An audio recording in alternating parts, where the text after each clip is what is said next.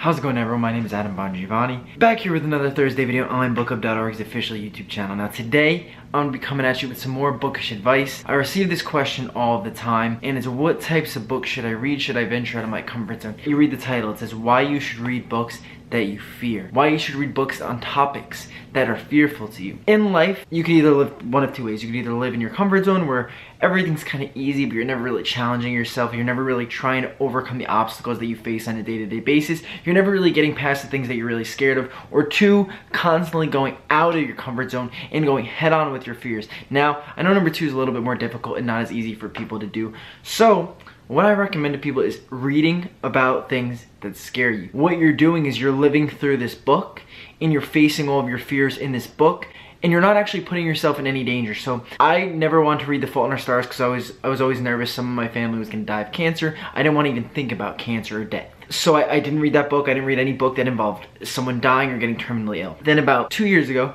I read Me, Earl, and the Dying Girl, and it's literally about a girl that's dying. In the past, I've had severe hypochondria where I've always been worried about getting sick, dying, etc. It wasn't fun. When I read this book, Me, Earl, and the Dying Girl, it really alleviated my fears, and it kind of took the scariness out of death and the scariness out of getting sick and dying. Since I faced my fears in this book, they weren't so scary anymore. Now, we often read and escape to these fantasy worlds, so instead we should be using reading in books to face the things that we're initially trying to escape from. So if you read these books and you read about things that scare you every single day, you're gonna face your problems head on without actually putting yourself in any danger, right? And also with every book you read that really doesn't sit well with you or something that really kind of scares you, you expand your comfort zone, right?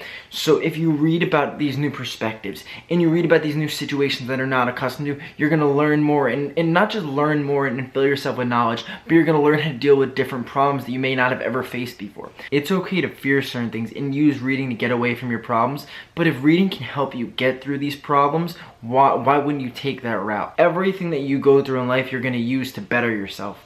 And it's just, you have to realize that. And sometimes reading can really put that thought in your head and make you realize that, okay, you know what, even if the worst case scenario happens, I'm going to get past it. A lot of times people use reading just for pleasure. I think there's so many things we could take out of reading that are untapped to most people, and most people don't even realize it. So when I answer these bookish advice questions, my main goal is to find the things that maybe people haven't thought of yet, or find the things that maybe you specifically haven't thought of yet, and try to get you to focus on the good that you haven't seen yet in the books you may never read. Hope you enjoyed that video. If you did, please get a big thumbs up, subscribe to our YouTube channel, like our Facebook page. Last week's user of the week was you. Thank you so much for liking, commenting, and subscribing. If you want to be next week's user of the week, tell me which bookish advice you need. I'm always open to answering more questions. I'll see you guys next Thursday.